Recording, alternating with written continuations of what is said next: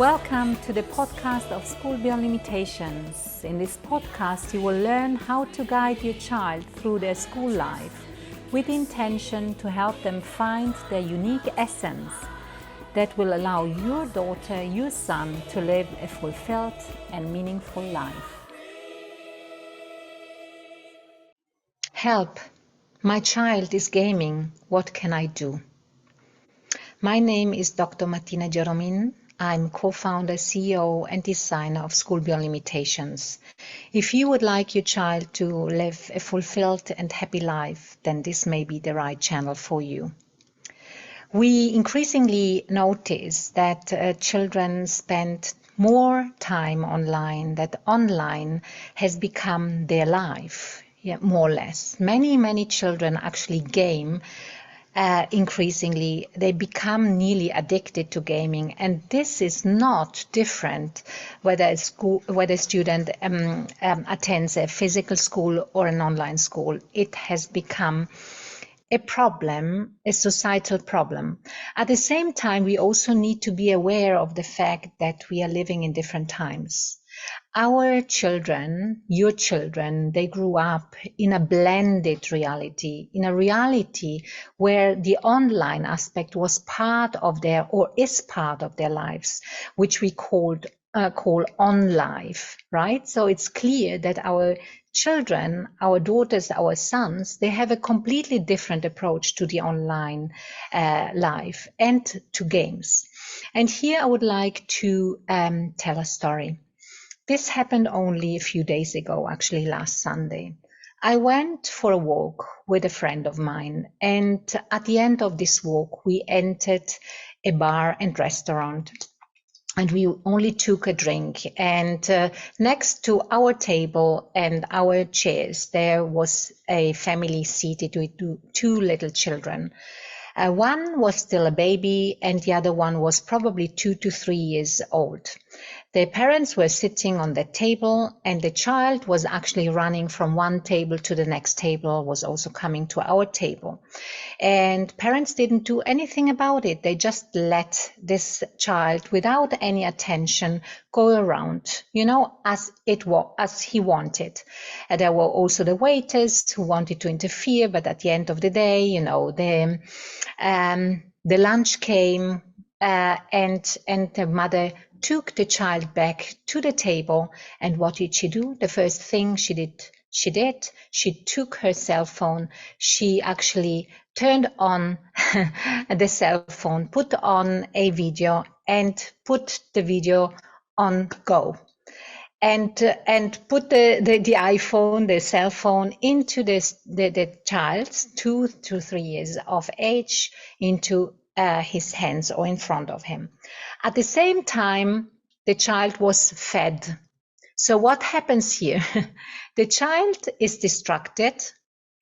This child indeed was only 2.5 years old, was distracted from the food, didn't connect with the food, didn't understand that he was eating, was completely distracted from what was happening in real life, was sucked into the video that was presented to him, and he was quiet. So what happens in such situations? It happens that children learn already at an early stage that they can get distracted. And we know that our brain can become lazy. We just get drawn into something that, takes us away from us, takes us away from what's happening next to us. And we need to be also aware that online games, are organized around making teenagers addicted. So I think that's something that we really need to be aware of. And that's why I think we need to address that. We need to understand in the first place as parents, what's going on here? Why do I actually numb this child? Isn't sitting together a time where we actually share family time, where we talk to one another, where we explore, the different tastes of the food, where we talk about the different, how we like it, how we feel about it, where we talk about what we shared in our lives, that there is interaction taking place, and so that the child feels he's part of the family, he's part of, of an experience that also his parents are experiencing.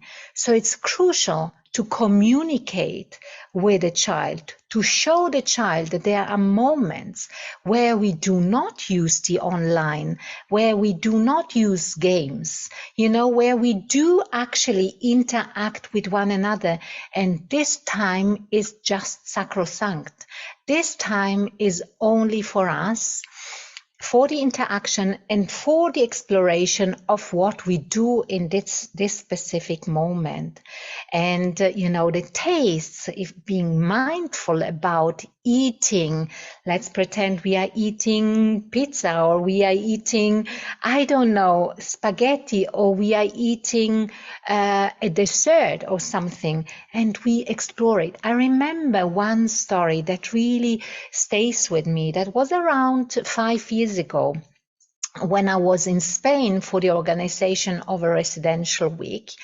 And I was there and sitting also in a restaurant. And at this restaurant, I had a completely different experience to the experience that I just shared with you.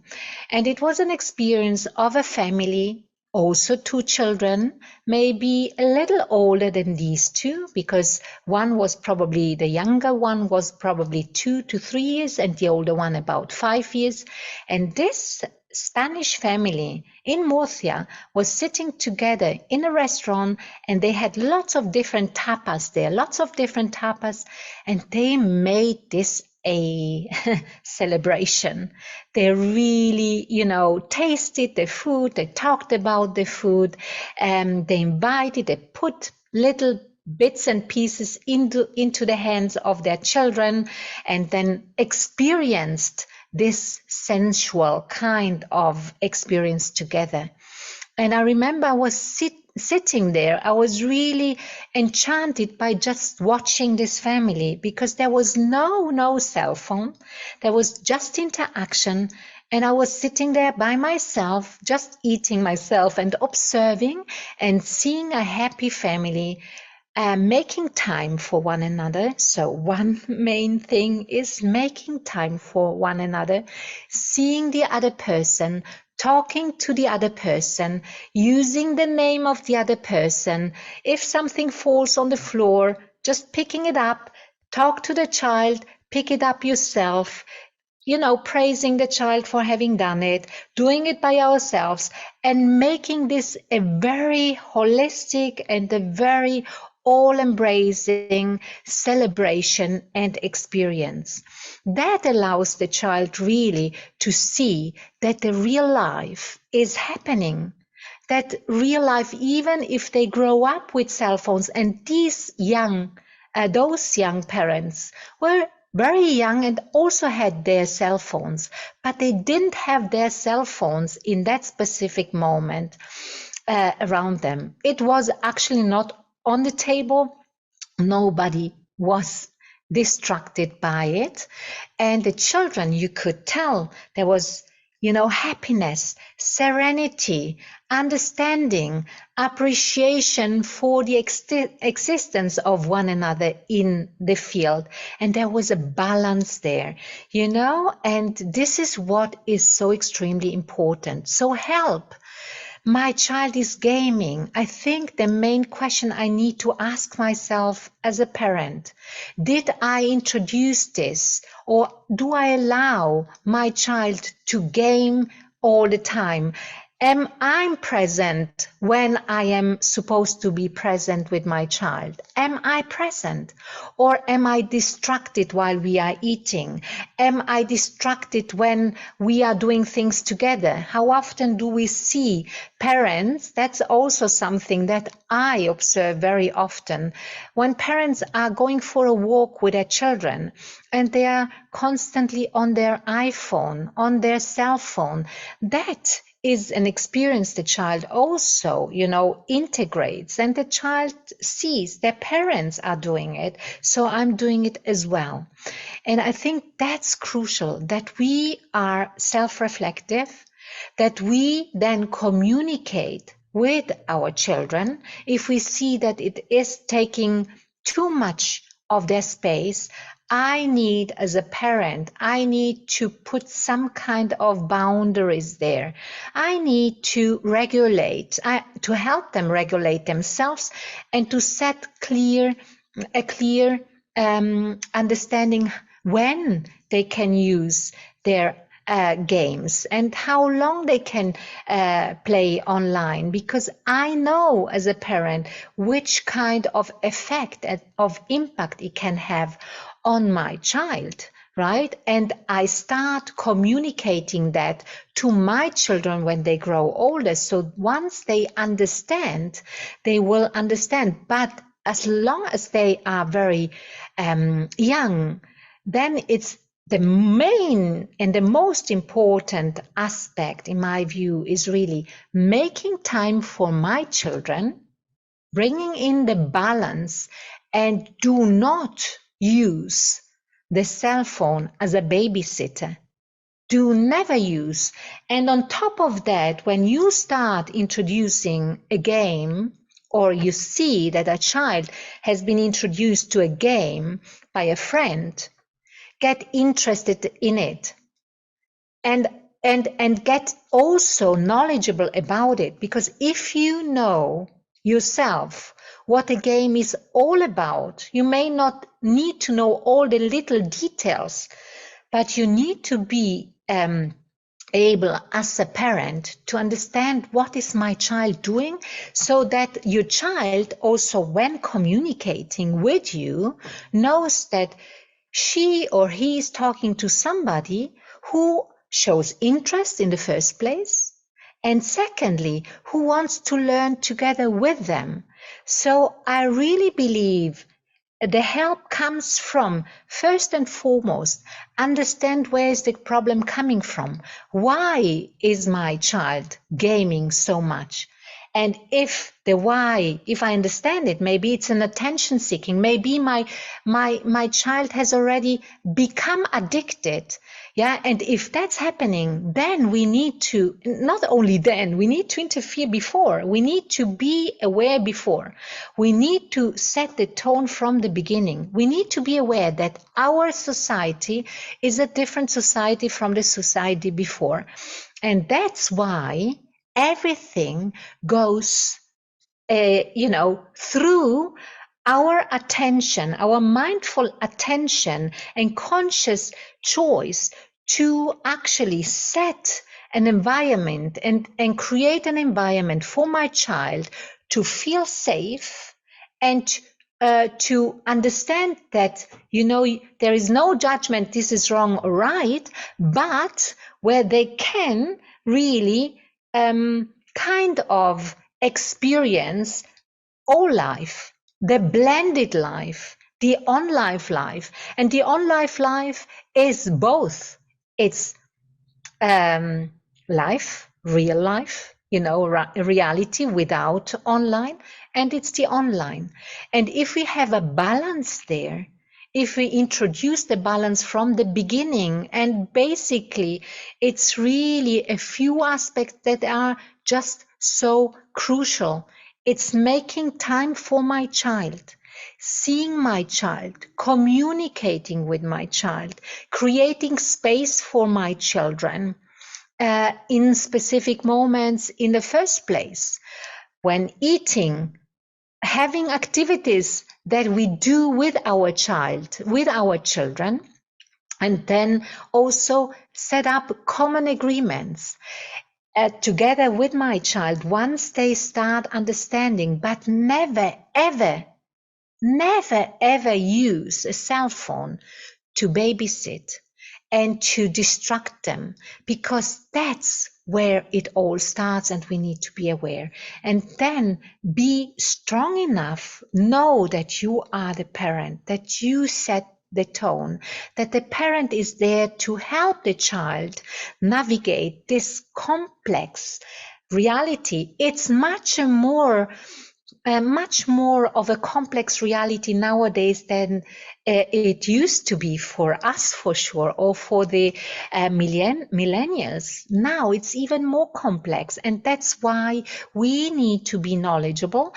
to the point that we can support our children navigate, and just be there and watch, observe, and show them that there is so much out there that they can experience, and that gaming is one part of it. And gaming is not as such bad if used in a balanced way. And that takes me basically to the end of this podcast, because only a few days ago, I talked to one of our students who is very, very knowledgeable in the field of coding and programming. And he's already older. And we talked about, the risks of gaming. And I don't want to now use any of the game or the words, or mention any of the games. But he said, he personally is against, controlling the children. He is much more for, educating parents as much as children about the pros and the cons. And I think what he means by saying that, if we communicate with one another, if we know what we are doing also as parents, then we will be able to help our students, our children, to see that gaming can be part of their lives, but in a limited way, so that they see what can they do beyond, and they get excited also about other things beyond gaming. So the strategy, what can I do? As I said before, set the tone, go with your child, communicate with your child, create time for your child, and be clear with the child and with yourself. Sometimes it's also us, right? With ourselves. That when we are with our children, the cell phone should be put away. That we communicate, that we see. And when I see the other, when I see my daughter, when I see my son, when I see my partner, when I see my colleague, there's a different kind of energy floating between the parties. And that's an energy of care, an energy of love, an energy of appreciation, an energy, I'm there for you. You're not alone, and we do this together. And this is what we also aim to do at School Beyond Limitations. And if somebody comes to School Beyond Limitations already, with a kind of, I don't want to say addiction, but very much into the gaming, then we need to collaborate with the parents. We need to collaborate all together. And sometimes it also means that we need to have professional help at this side. But we are always there to show our students what it is without judging, what it is, what makes the difference. If they get acquainted with the risks and also the cons of everything they do, and if they approach life from a conscious perspective by making choices that are beneficial for them at any time. And if you are interested in School Beyond Limitations, then you will find the website in the description, and we will see each other then in an upcoming conversation during the admission process. At School Beyond Limitations, we support our students find their unique essence. Feel free to share the content of this podcast with other parents. We are here to show that your children can indeed bring their unique essence into life. So, reach out to us if you think that this is what you'd like your daughter, your son to experience. or apply through our website. Also, leave your comments, your questions, or your review about the podcast.